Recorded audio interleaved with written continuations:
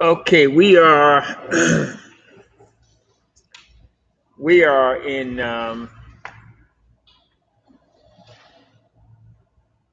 the book of Matthew, chapter 26. We didn't do question for 25, did we?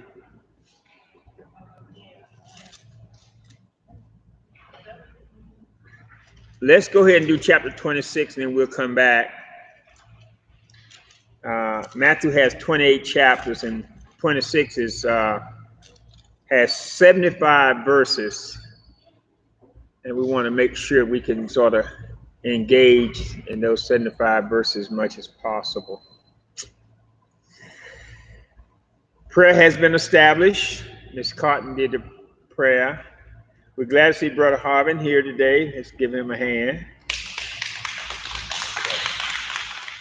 Miriam is back. Let's give her a hand.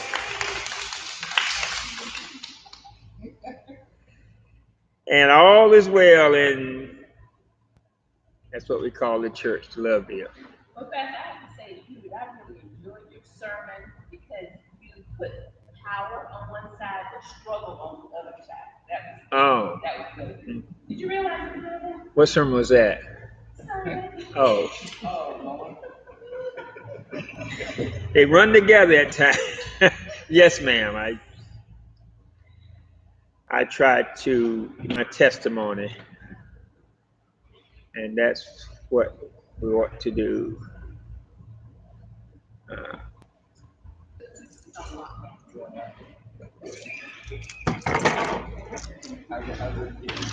That door right there.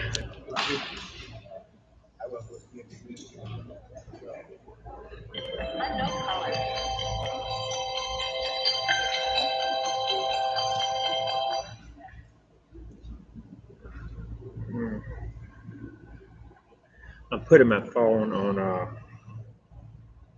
non-vibrate.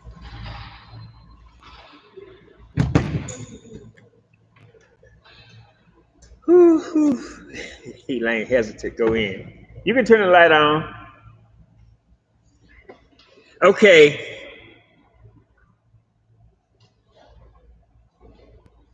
Matthew chapter 26. Unknown caller. I gotta do this.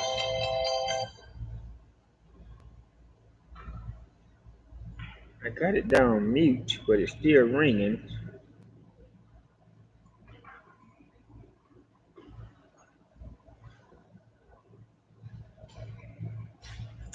When you buy these cases on your phone, it takes away some of the stuff you can do with it, doesn't it? So I want to put it on. Okay, there we go.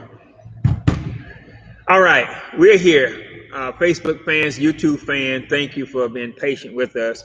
If you have your Bibles, go to Matthew. Week is called Passion Week because it's the last week of Jesus' life. But any week should be Passion Week, shouldn't it? Any day should be Passion Day. Passion means caring and wanting to be of assistance and helping people and have feelings about people. Well, that should happen every day, every week of the year, not just during the week of what we call say Jesus just crucified. We made it Good Friday, but Good Friday is no better than last Friday, or what's that movie that Ice-T and those starred in? Friday something? Right away. Friday, next Friday.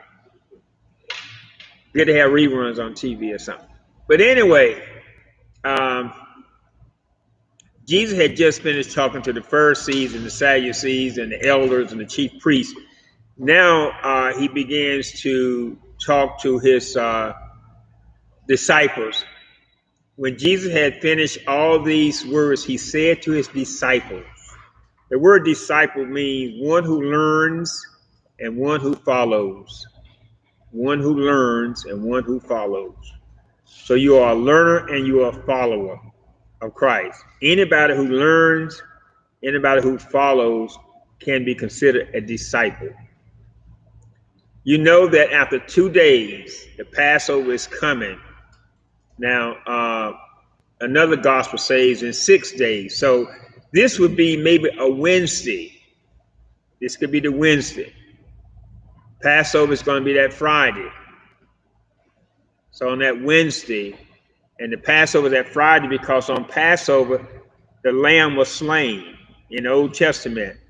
And so Jesus, if we were chronologically speaking, we would say this day would be Wednesday of the week.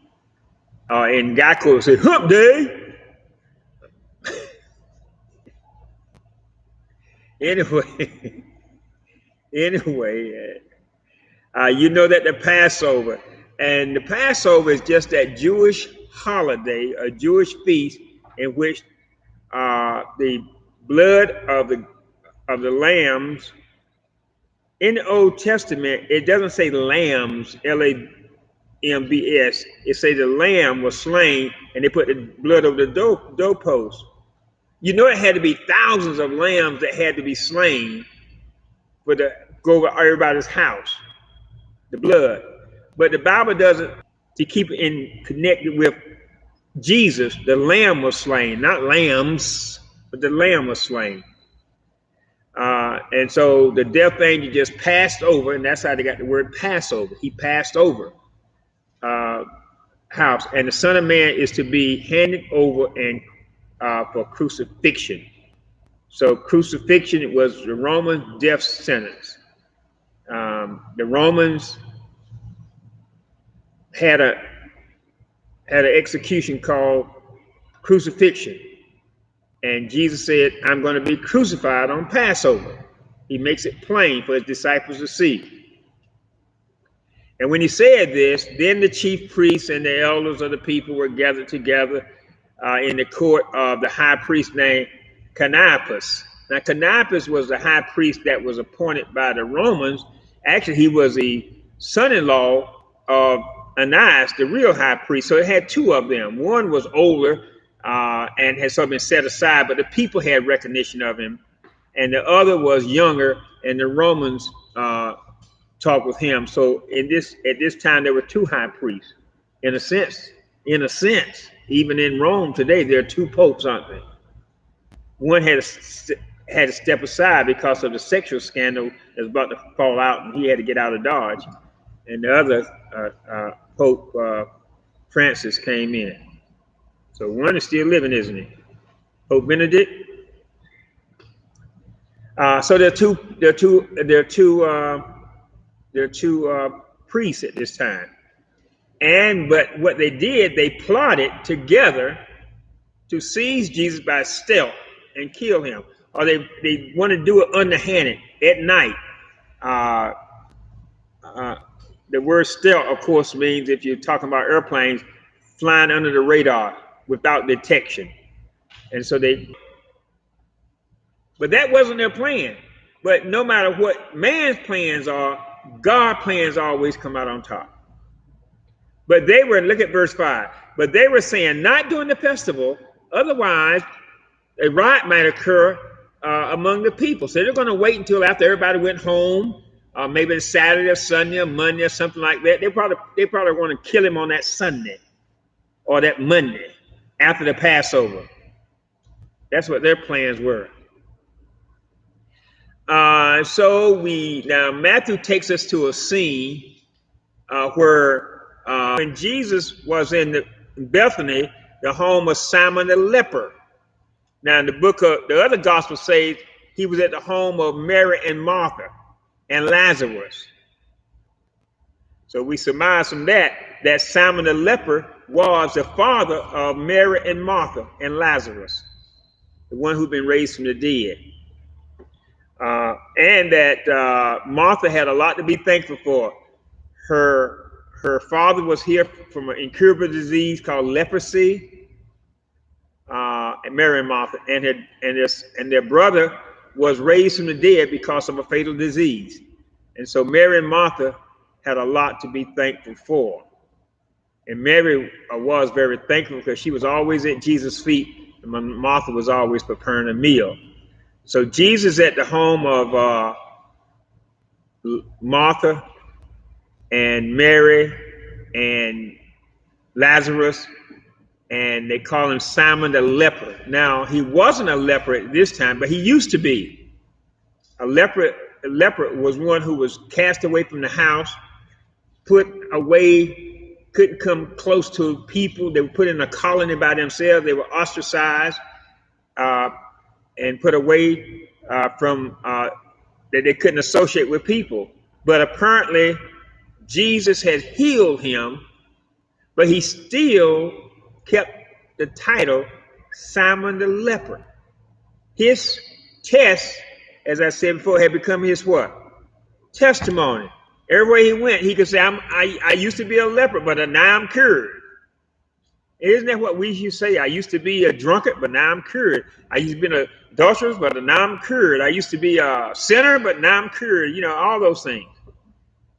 So our lives should be a living testimony. Simon the leper, he had an incurable disease, but now he's been cured by the power of God. But he kept that to show people what the power that God can do. Seems like he would have said, say if you've been cured of drug addiction, you're a drug addict. What's your name? I'm Bill, the drug addict. You're in church. Pastor, I want to join the church. What's your name? I'm Bill, the drug addict. Come on in, Bill. There's some other addicts over there. The idea is they weren't ashamed. They weren't ashamed because of what God had done. But a lot of us are ashamed of what we used to be. But we're not. But sometimes if you're ashamed of what you used to be, then you're not proud of what you have become. What you have become should stand out more than what you used to be. And you ever see some the old saints in church, men and women, when you have young girls and young boys and they're sitting in the amen corner, the amen corner, or this, you know, they're so holy and stuff like that, that they jump down on young people. But they never confess that what? They used to be the same thing. They never confessed to that. You know, they never confessed it. They had a woman came to him with an alabaster vial or box. An alabaster box was a box about this size right here, and was made of stone. And in it, they put some oil in it, very expensive oil. And this oil was for healing, and it was very expensive. So she had an alabaster box or a Chanel No. 5, that type stuff, or 6, I don't know what it is. And very costly perfume, and she poured it on his head as he reclined at the table. Now Luke tells us she put it on his head and his feet. She poured it all over his body. Very expensive oil. And when the disciples were indignant when they saw this and said, "Why does she waste this?"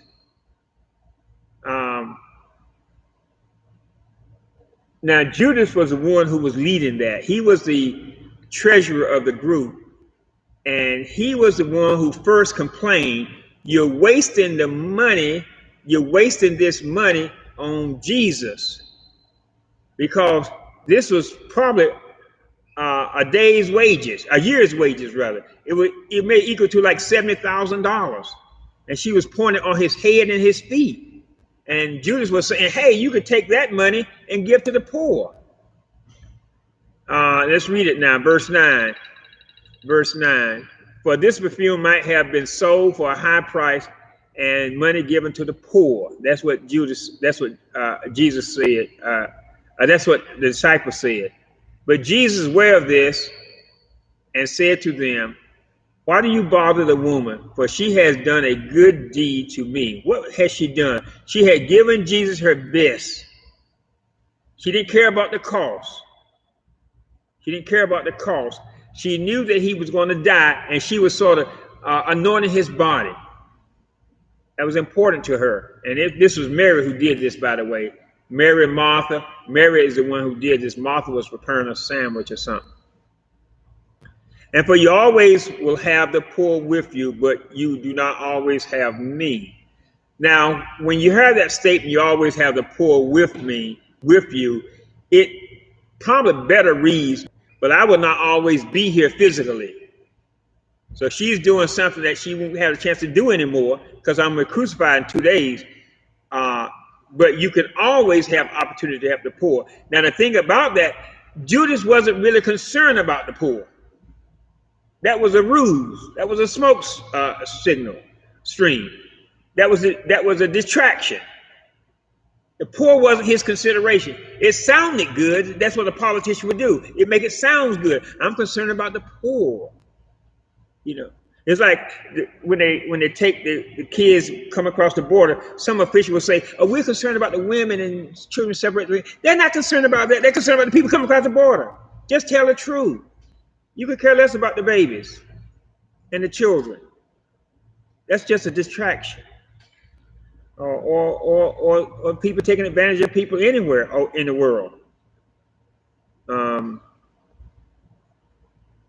Or in church. You can have somebody in church. Yeah.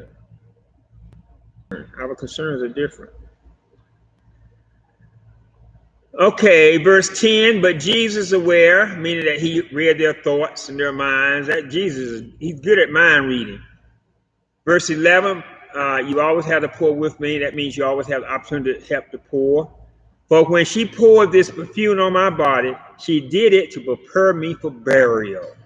See, she knew what was going on. Mary knew what was going on. Disciples were unaware. Others were unaware. But the Bible says when Jesus taught, Mary always sat at his feet and he was listening. Peter and John and James and all those, they weren't listening. But Mary was listening. And when he said, I'm going to be crucified and I'm going to be, Martha came to Jesus and said, Jesus, I'm cleaning up around the house and Mary just sitting down listening to you. And Jesus said, but she's doing the greater thing. She's doing the greater thing. So she was listening. And verse 13, and truly I say to you, whether this gospel is preached in the whole world, this woman has done will be spoken of in the memory of her. Then one of the 12, named Judas Iscariot, went to the chief priest. Now after Judas saw that Jesus wasn't concerned about money or about power or about authority, he was only concerned about his mission on earth.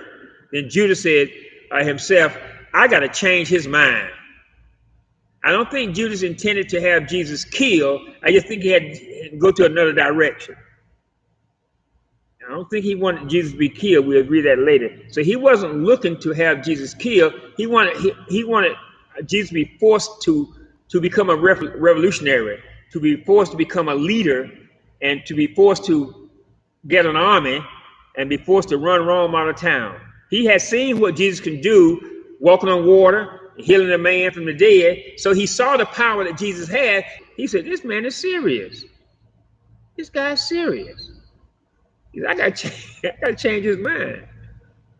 He didn't think Jesus was sick for his burial. So Judas is saying to himself, man, good.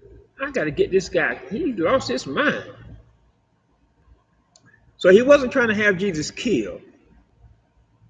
He was just trying to get Jesus to go back to where he wanted Jesus to go back to. Now, Luke tells us that when Judas left, actually Satan entered Judas' body. I think Luke chapter 22, Satan entered his body. So Judas wasn't really acting on his own thought process. He had allowed himself to be possessed by Satan. He had given in to his feelings so much that it came to a point where God let Satan loose and took his hedge off around Judas, and Satan jumped into Judas and took over. I think Luke 22. Let me see, somewhere 23 or something. Look at 22 verse 3. Luke 22 verse 3. Luke 22 verse 3. And Satan entered into Judas, who was called Iscariot. God removes the head to make us better too, because he removed the head from Job, didn't he? So sometimes you can't tell. You can't tell. God has a way of knowing. Sometimes God removes the hedge so that make you a better person. And sometimes God removes that hedge because you have been a bad person. And God removed the hedge from around Judah's head, and Satan pounced on him.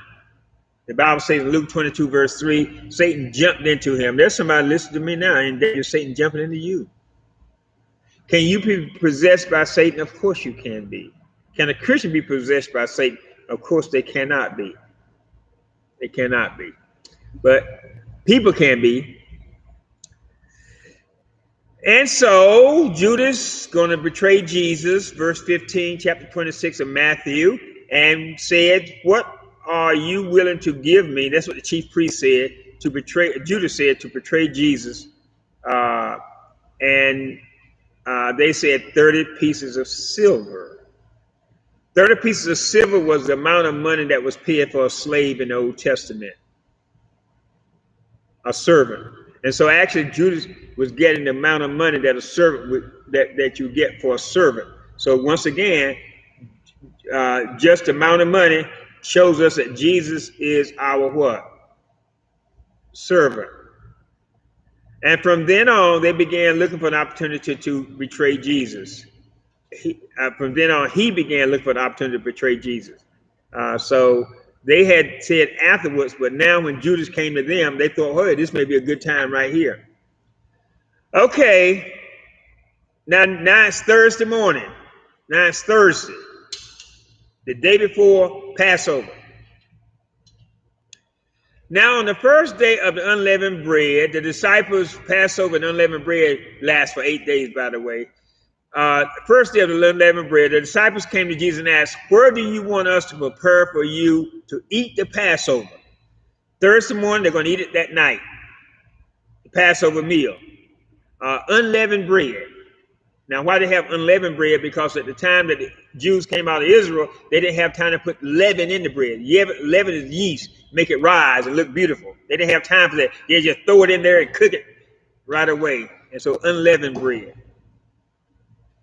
Verse 18, and he said, "Go into the city to a certain man and say to him, the teacher says my time is near." I don't know, but we're going to find some interesting thing about that person.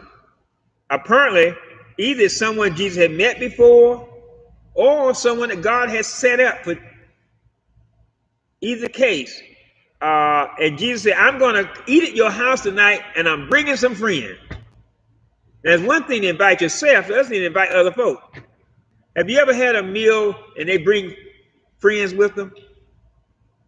You invite your cousin and he brings his friends. Man, y'all get out of here.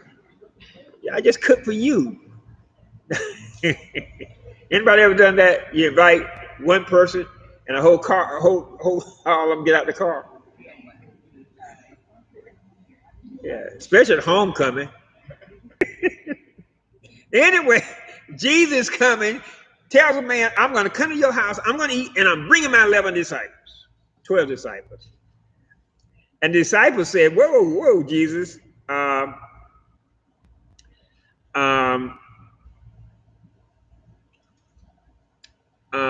Disciples said Jesus had directed them, and they departed, prepared the Passover.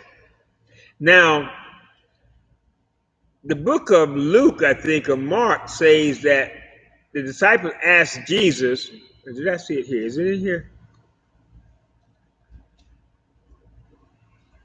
Okay, it's in the book of Luke. They asked Jesus, well, how can we tell the man that you want us to see? How will we know him? You know what Jesus said? The man that's carrying a water pot on his head, that's the guy I want you to see. Well, in those days, men didn't carry water pots, only the women. And so this is how you're going to identify him, by the guy who carries a water pot. Now, for one, that's unusual right there. It's almost like saying, well, how would I know the guy? Well, the guy who's wearing an apron. Or the guy who's wearing a dress, that's when you follow. And so the guy who's carrying the water pot, the one who's doing women's work or slave work, you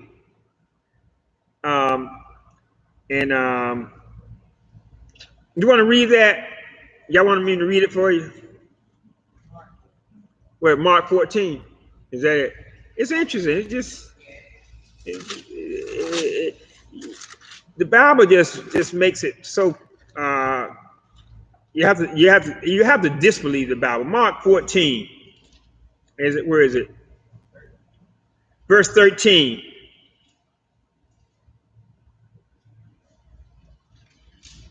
Is that it?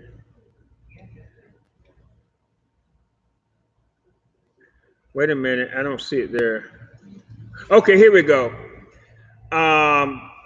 Verse 12, I'll start with verse here. Mark 14, verse 12. On the first day of the unleavened bread, when the Passover lamb was being sacrificed, his disciples said to him, "Where do you want us to go and prepare for you?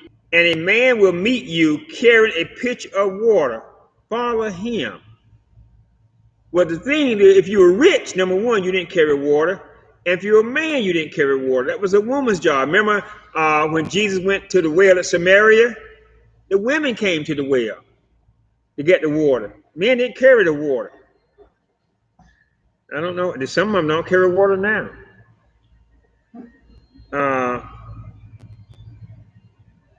So, that sounds like a bagpipe.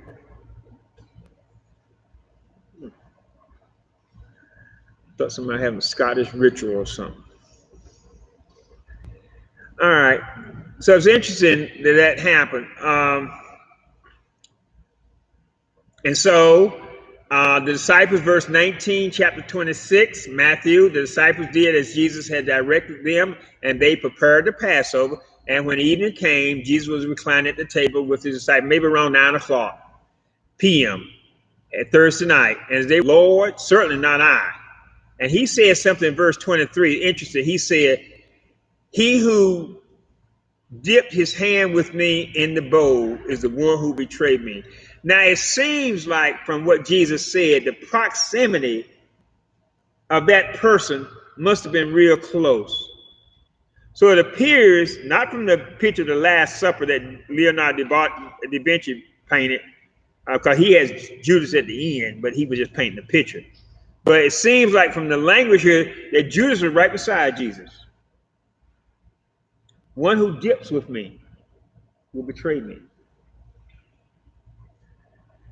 Sometimes you keep your friends close, but your enemies closer, don't you?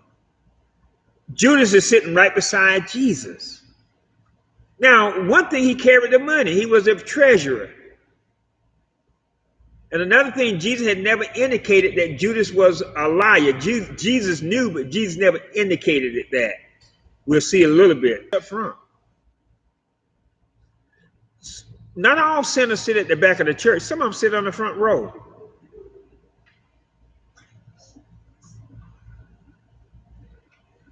In the choir stand, right next to you in the pulpit.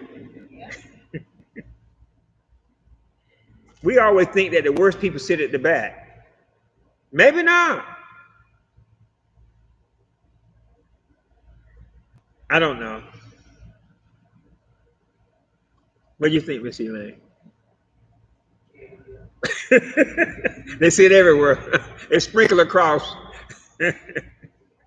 But anyway, who knows? But Judas appears to be sitting right next to Jesus.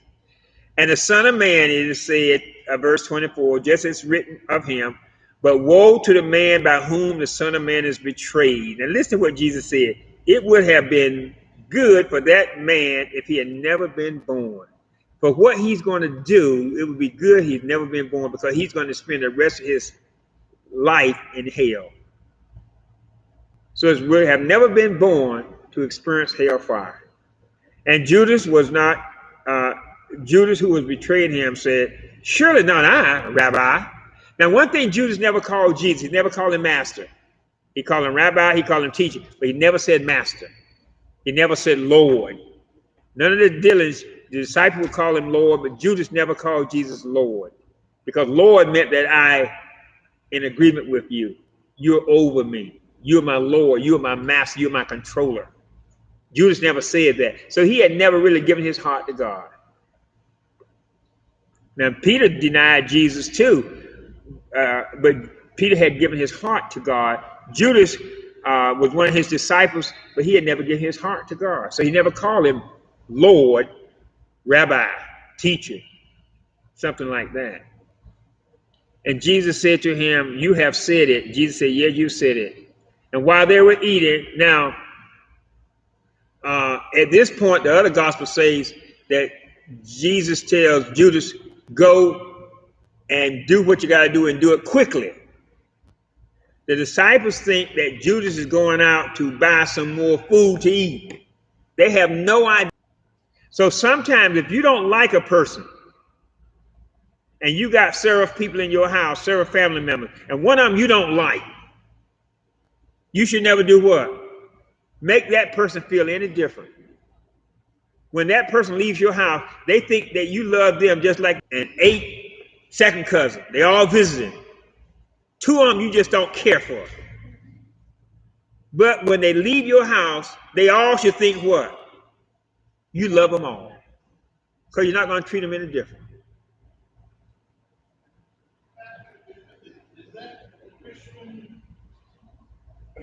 Yes. Yes. Yes. Yes. I didn't say you didn't like her. I said they're going to treat them the same. When they leave your house, they're not going to know that you wish they would never come. They're not going to know that because you're going to treat them all what? In fact, when you're going to give them all 2 scoops of ice cream. It doesn't matter. They're all going to get a drink. You're not going to, they're all going to get a slice of the pie. They're not going to think you treat any of them different. Jesus didn't treat Judas any differently. When Judas left that room, the disciples said, oh, he must be going to help somebody. They did not know. Jesus didn't indicate to the disciples that Judas was a devil. All the same, when they lead a friend reunion, they're going to think, Miss Jackson, that you love them all. They're not going to know you wish some of them didn't come.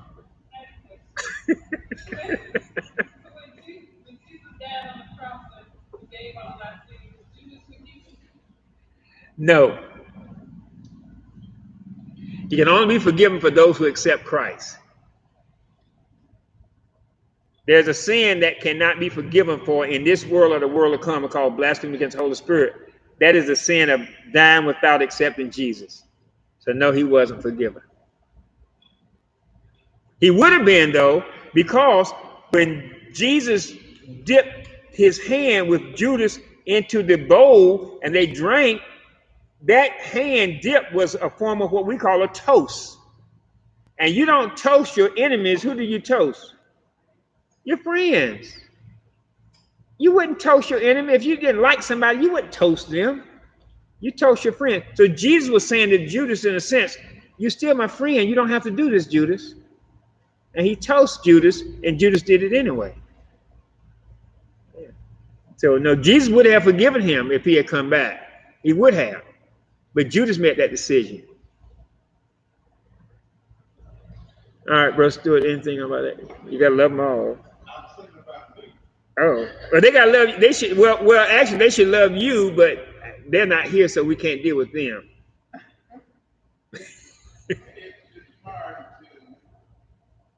to deal with someone and say, "You're my friend." If from within you are not. I didn't say that. I agree with that. It is hard. I'm not that. I agree with. I'm not talking about that. But yeah, I agree with that. But I'm not talking about that. Yeah, it's hard. Oh, goodness gracious. Oh, it would be supposed to. That's the way you should do.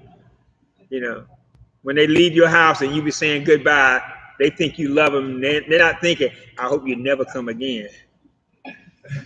They're not thinking that because you treat them like you love them. That's the duty. And God will bless you for that, by the way. He will. He will bless you for that. Okay, verse 26. And while they were eating Jesus took some bread, and after he blessed, he broke it and gave it to the disciples. And he said, "Take this is my body." And before, it was always the body and blood of the lamb that was slain. Now Jesus takes that lamb out of the way and say, "No, you're really drinking my body." So it personalizes. It leads from Passover to what we call communion. It leads from protection now to fellowship. Communion with Christ. He said, "You're not drinking the blood of a lamb, you're drinking my blood." And when he had given thanks, taken a cup and give thanks, he gave it to them and said, verse 27, "Drink it, all of you, for this is what? My blood of the covenant." That word covenant means testament or New Testament to us. This is my blood of the New Testament, which he poured out for forgiveness of sins. It's the blood forgives. The blood cleanses us from all sin. We talked about that Sunday. "But I say to you, I will not drink of this fruit of the vine from now until the day when I drink it anew with you in my Father's kingdom." He said, the next time we drink, it will be in our Father's kingdom. So if you want to drink again, so you don't drink, you can get another chance. When you get to heaven, God's going to give you pour you a drink. Just hold out. And after singing a hymn is different from gospel songs in terms of our I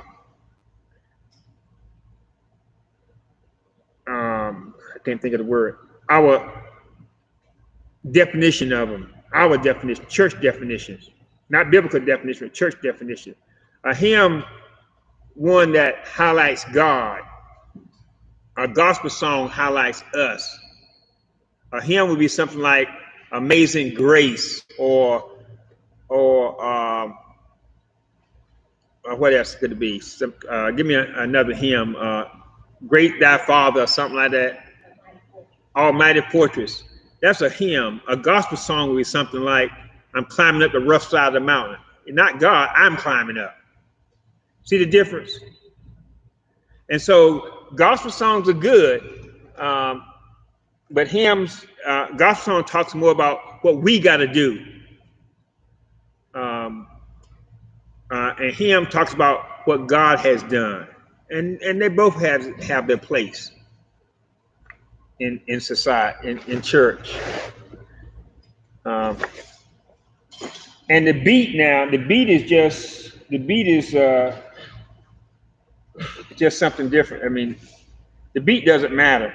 Everybody has a different beat. You know, some people like fast beat, slow beat, 8-pace beat, 4-play beats and stuff like that. That's up to you about the beat. It's the words that really matter, isn't it? It's the words that really matter. My thing is running out of juice here. That's why I kind of putting that up. See if that'll cook that right there. That's close enough.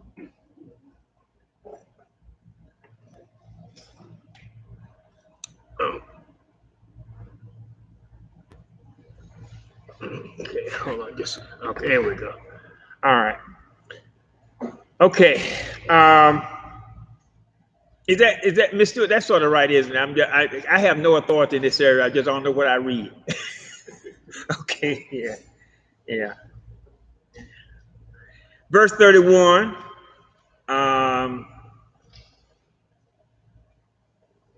Then Jesus said to them, "You will all fall away because of me this night, for this it is written." Now remember, it's about 12 o'clock at night now, 11 to 12 o'clock on a Thursday night. It hasn't gotten to Friday morning yet. I will strike down the shepherd and the sheep of the flock be scattered. But after I have been raised, I will go ahead of you to Galilee. Now that's important. He said, when I'm raised, I'm going to go ahead of you to Galilee. I'm going to be killed and I'm going to be raised. Mary was listening to that. Disciples were listening, but they didn't want to hear. They only wanted to hear what they wanted to hear. And Peter jumped up and said to Jesus, "Even though you may fall away, I'm sorry, even though all may fall away because of you, I will never fall away. That's confidence in Peter, isn't it? But you got to have confidence in who? God. He said, I will never fall away. He didn't say, I can do all things through Christ. He said, I can do it myself. I won't fall away, Jesus. And Jesus said, well, Peter, I say to you, this very night before a rooster crows, you will deny me 3 times. Now, chickens were indigenous to Jerusalem. They didn't have, according to some historians, chickens and roosters in Jerusalem. They were scavengers. They had dogs. So you would never hear a rooster crow. That was unusual right there. It's like someone said, if you live if someone said to you, well, before the wolf yells or howls, well, they don't have wolves around here. I mean, that would be crazy. Even think, well, ain't no wolf gonna howl anyway. Or you lived in the city before the cow moved. Well, no cows. So it would, just to have a rooster crowing would be something of itself, since there were no roosters in Jerusalem. That was odd right there. And Peter thinking in his head, maybe, hey, well, ain't nothing to worry about. No rooster gonna crow. So there's none here. Who knows? And Peter said to him, even if I have to die with you, I will not deny you. And then all the other disciples chimed in. And then Jesus came with them to a place called Gethsemane. So now he goes out, he leaves the Last Supper, as we call it, or in our case, the first supper, the first Last Supper.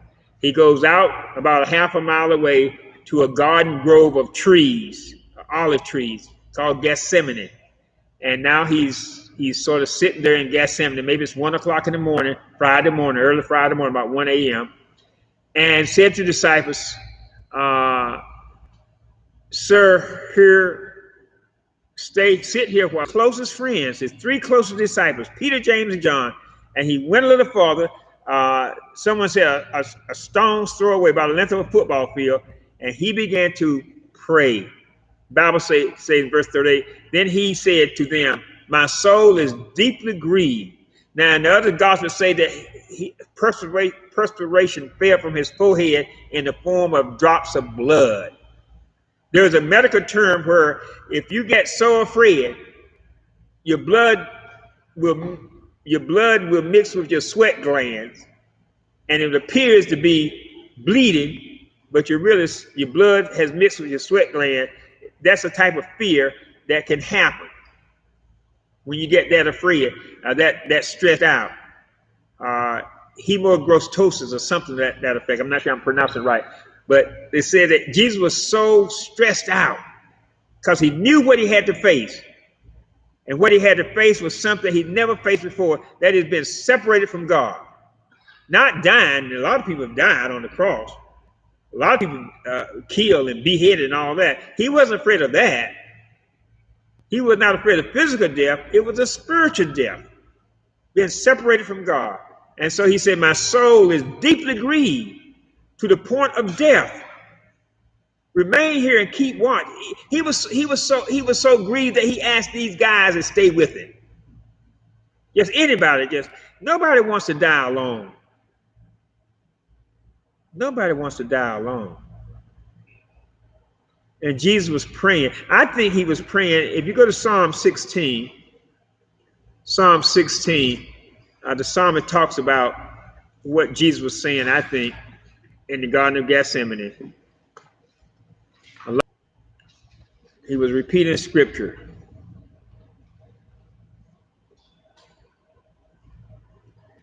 He says this, the Lord, verse 5 of chapter 16 of Psalm, verse 5 of chapter 16. The Lord is the portion of my inheritance, Lord, who has counseled me, and indeed my mind instructs me in the night. Then listen to this, verse 8. I have set the Lord continually before me. Because he is at my right hand, I will not be shaken. So that's probably what Jesus was saying while he was praying, deeply grieved. He was trying to keep himself spiritually strong. And the only way you can keep yourself spiritually strong is to be able to quote scripture. The blood of Christ. I can do all things through Christ Jesus strengthen me. God's not giving me the spirit of fear. The Lord's my shepherd, I shall not want. Those are things that keep you when you're going through something. Not, I think I need to go out and play me around the golf. Or I think I need to get me a drink. Or I think I need to go to the movie. Those things don't keep you in the crisis. They just put the crisis off until you finish. But what keeps you in crisis is you speaking the words. Verse 9, therefore my heart is glad and my glory rejoices. My flesh also secure. And then he's thinking about death. He knows that he's going to die. But look at verse 10. For you will not abandon my soul to the grave. Even though I die, I'm not going to stay dead. Neither will you. And so he was getting encouragement from God that things are going to be all right. Because he was going to be separated from God. And during that separation, he was telling himself, yes, but it's not going to last for a short period of time. And the Bible tells us it lasts from the 6th hour to the 9th hour. From 12 o'clock to 3 o'clock. The Bible says that the world was darkened.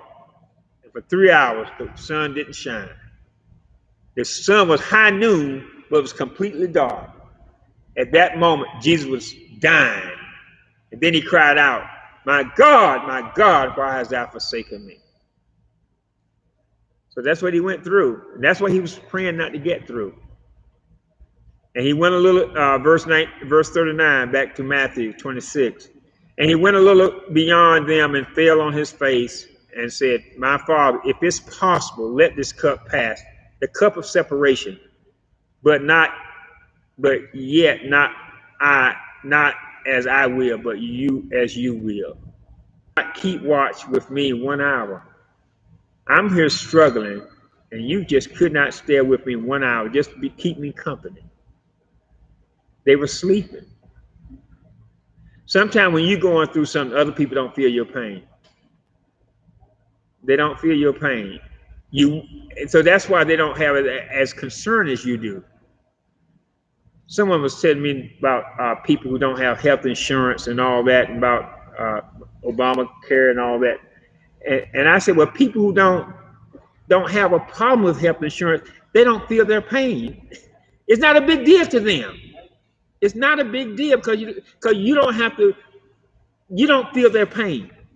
You don't have to wonder, can I take my kid to the doctor or not, or to the emergency room or not? Because you don't have that problem. That's why it's hard for people in Congress to feel the pain of people, because they're millionaires. You got to be a special person to feel somebody else's pain. Yeah, that's why it's so easy to for that crazy guy, the Trump had for immigration, to say something like this: stand on your own 2 feet, because you never had to stand on your own 2 feet before. You've already had somebody to help you up, so you don't feel that pain. Yeah. And everybody can't feel the pain, so that's why they're not there. So I understand why people don't have sympathy for that, because you don't feel the pain. And the disciples didn't feel Jesus' pain. Jesus in pain, they went where? They went to sleeping. If there had been a fishing boat, they'd probably gone fishing. They didn't feel the pain. Jesus says, I'm deeply grieved. Look back up here. He's telling them, verse 38, I'm deeply grieved. And verse 40, you're sleeping. Robert Hogg. You're sleeping. Oh, we got to go. Oh, it's 1 o'clock. Let's stop. I'm sorry. Stop. Stop right there. Verse 4. Let's stop. Goodness gracious. You ain't going to say something. All right, we're going to have to stop on verse 40. Keep watching and praying, and you may not enter into temptation. The spirit is willing, but the flesh is weak. We'll stop at verse 41. Woo. All right, anybody got anything they want to say?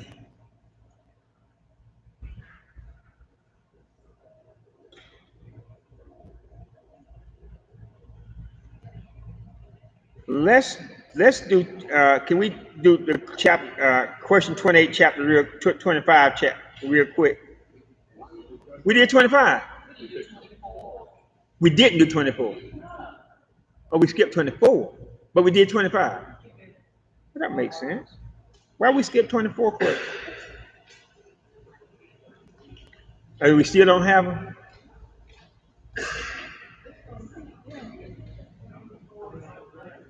They're online.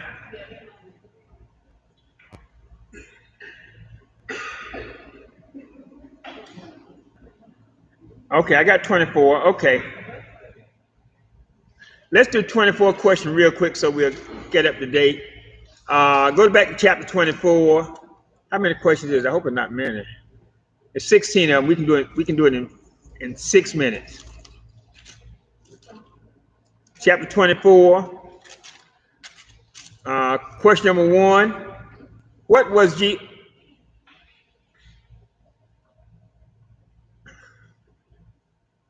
That don't make sense. What was Jesus asked, and who was with him?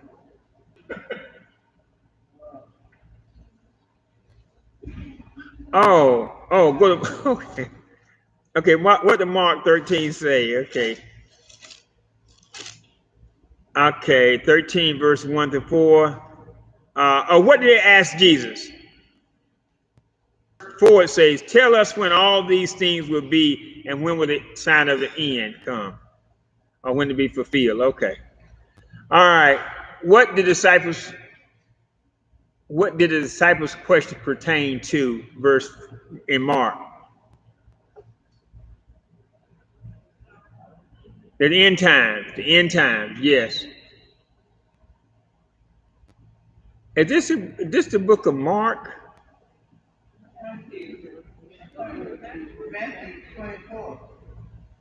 Okay. Okay, question. What read your question number 3.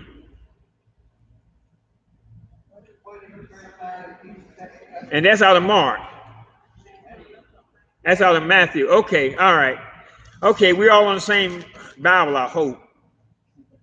Okay, question number 5. Question number 3, verse 5. What is the first sign of Jesus' second coming?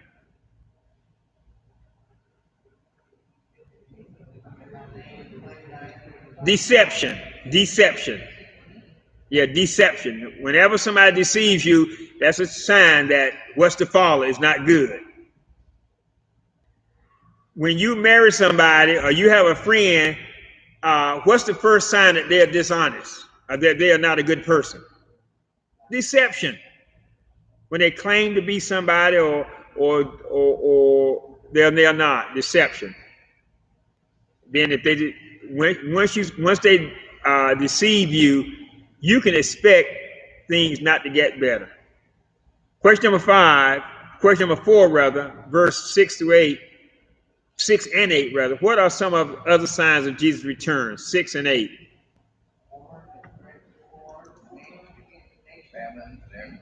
Yeah. Political unrest, verse 8 says what? Just the beginning. It's not they're not there. So we're really talking about tribulation period. Question number 5, verses 10 through 12 seem to indicate a lack of what? 10 to 12. What was that?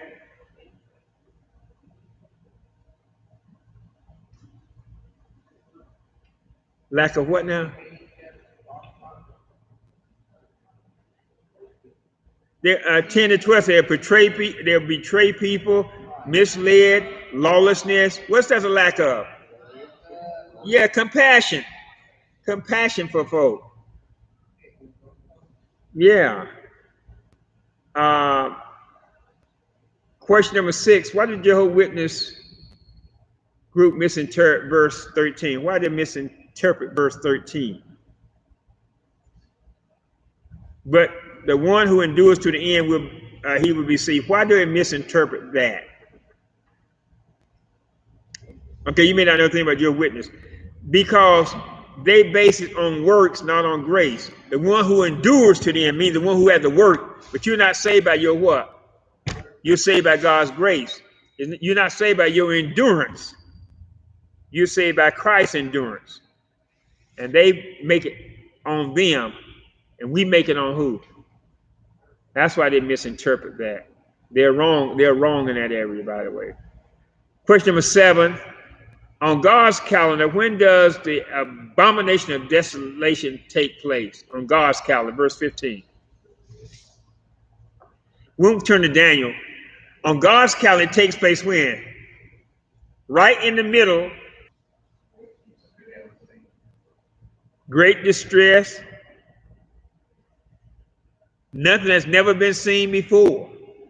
Look at verse 21. For there will be a great tribulation, such as not occurred since the beginning of the world until now, nor ever will again. So it's nothing what we've experienced. We can't even fathom what it's going to be like. The Bible says that the world will shake like a drunken man. Now you think there's a minor earthquake here and a minor earthquake there, but this will be something that the world has never experienced. Now, the church will be out by then, by the way. We're always been raptured out. Question number 8, how would you describe a great, no. Question number 9, application-wise, what good news is in verse 22? What good news in verse 22? Unless these days have been cut short, no life would have been saved. What's the good news of that? Think of your own self. No, I think the application now, the application. Unless the days have been cut short. In other words, God will not put more on you can handle. And so if the devil gets on your track to the point where he's going to destroy you, what will God do? He'll give you strength to get overcome, or he'll pull the devil back. But he will never put more on you than you can handle. On you, that means what? You can bear it. What two creatures circle when a Christian is dying spiritually? Vultures and sharks. Yeah, don't the sharks circle? They have a heart attack and die.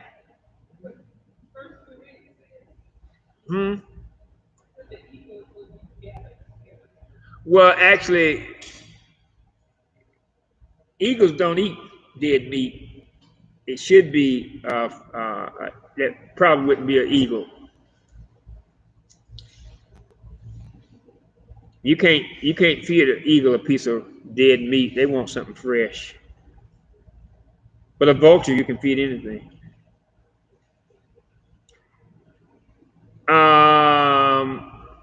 Verse 30, who is coming again? Verse 30. Son of Man. Verse 12, how did Jesus second coming compare to the days of Noah? Verse 36 and 39, how does it compare to the days of Noah? What? They'll be doing what?